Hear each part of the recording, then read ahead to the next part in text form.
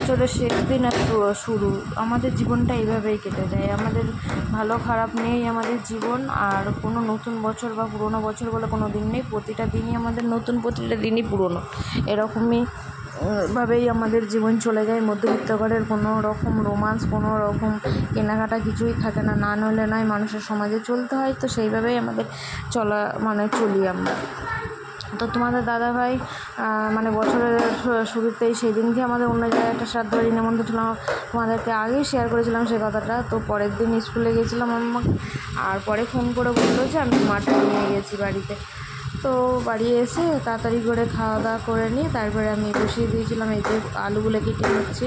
আর মাটনে দেখবে একটু যদি বড় করে আলু না দেওয়া হয় না, ভালো লাগে না খেতে, মানে একটু বড় বড় আলু হলেই কিন্তু ভালো লাগে।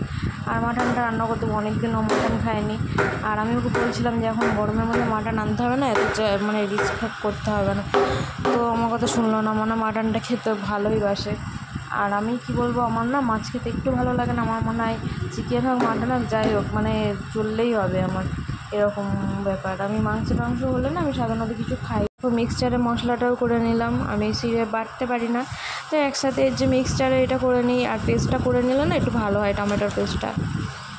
দেখে আছো তোমরা মাংস লাভার, তো অবশ্যই কমেন্ট করে জানিও। আমার তো মাংস সেই প্রিয়, মাংস রান্না হলে আমি তো কোনো তরকারিই খাই না। তা আমি হচ্ছে এদিকে আলুগুলো ভাজতে দিয়ে তারপরে আমি মশলা করে নিয়ে চলে এসেছি। আর মশলাটা এবার দিয়ে এবার ম্যারিনেট করতে বসিয়ে দেবো মাংসটা। আর এদিকে ধুয়ে পরিষ্কারও করে নেব। এদিকে আলুটাও ভাজা হয়ে যাবে, এদিকে মশলাটাও হয়ে যাবে।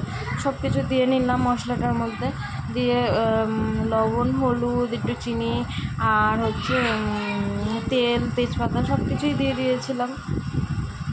তো আমি হাত দিয়ে এটা করবো না, কেননা আমার হাতটা জ্বলবে, লঙ্কা দেওয়া আছে যেহেতু, আর আমি লঙ্কা পেস্ট করতে পারি না।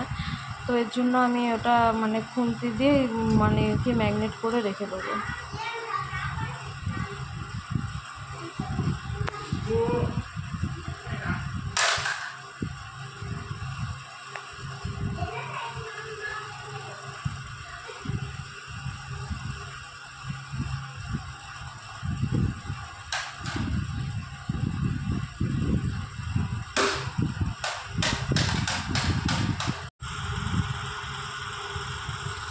দেখো মশলাগুলো সব দিয়ে নিয়েছি, এবার মাংসটা দিয়ে দেবো।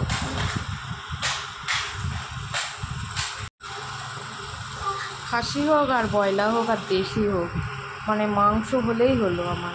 মাংসটাই আমার এমন একটা এরকমটাই লাগে।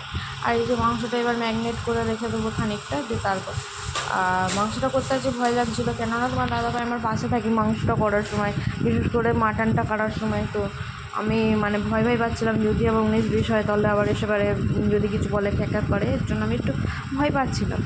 তো দেখলাম যে ঠাকুরের নাম নিয়ে শুরু করে দিলাম। তো অবশ্য কিছুই হয়নি, বেশ টেস্টফুলি হয়েছিল, বলছিল সবাই যে ভালোই হয়েছে খেতে। আমি একটু চাপে ছিলাম, কিন্তু পরে দেখলাম ঠিক হয়েছে। আর সত্যি করতে বলতে বন্ধুরা, জানো তো, আমার জন্য রেগুলার যদি আমাকে মানে মাংস দেয়, আমার মানে প্রত্যেক দিনই আমি মাংস দিয়ে চলে যাবে, মানে ঝোল আলু হলেও আমার চলে যাবে, এরকম একটা ব্যাপার মনে হয়। তো কার কার আমার টাইপের মতো মানে আমার মতন এরকম মানসিকতা মনে হয়, একটুখানি অবশ্যই কমেন্ট করে জানিও। কাল থেকেই হয়ে এসেছে এইভাবে যে মানে ছেলেদের কাজটা আলাদা, মেয়েদের কাজটা আলাদা, এরকম কিন্তু কোনো মানে ইয়ে হয় না।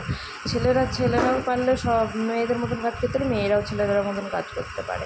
কিন্তু পূর্বকাল থেকে হয়েছে যে ছেলে আর মেয়ে দুটো বিভেদ করে রেখে দিয়েছে, সেই জন্যই এখনও এরকমই।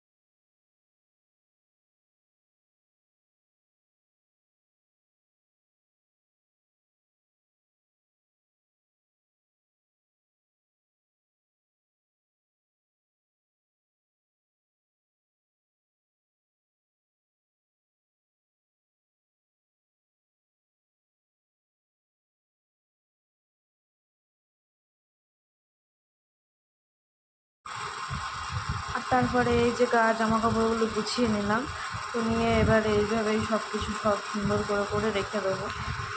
আর দেখো, আমাদের কিন্তু কাজ কোনো দিন কোনোভাবে হাতে ধরে শেখাতে হয় না, আমরা কিন্তু এটা মানে জন্মগতভাবেই নিয়ে এগুলো জন্মায়, তাই না? আর আমাদের কিন্তু আমাদের মানে মেয়েদের একটা আত্মসম্মান বোধ থাকে, যে বা যে কোনো মানুষের একটা আত্মসম্মান বোধ নিয়েই কিন্তু আমরা মানে থাকি, কিন্তু মানে শেষ নিঃশ্বাস পর্যন্তই আমাদেরকে এইভাবেই চলতে হবে।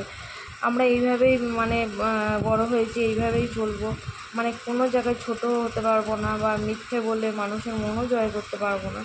মুখোশের আড়ালে না থেকে সত্যি যেটা, সেটাই আমার মনে হয় ভালো লাগে, এটাই থাকা উচিত।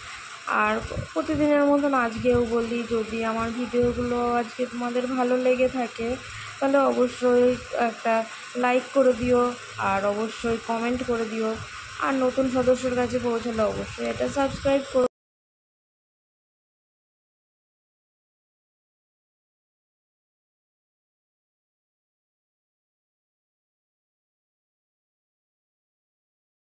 চলে এসেছি বাতকুল্লা স্টেশনে। তো আর বন্ধুরা, তোমাদের সবাইকে প্রথমেই বলে দিই, আমার বাড়ি কিন্তু বাতকুল্লাতেই, ঠিক আছে? আর আমি যাচ্ছি একটু কৃষ্ণনগরে, তোমাদেরকে প্রথমেই বলে দিয়েছি যে যাচ্ছি একটু মানে একটা দরকারে যাচ্ছি। আর আমার গন্তব্যস্থল হচ্ছে কৃষ্ণনগর। তো আজকের ভিডিওটা কেমন লাগলো অবশ্যই কমেন্ট করে জানিও। তো টাটা, ব্লগটা দেখতে থাকো। এখন হচ্ছে বাড়ি চলে আসছি, দেখো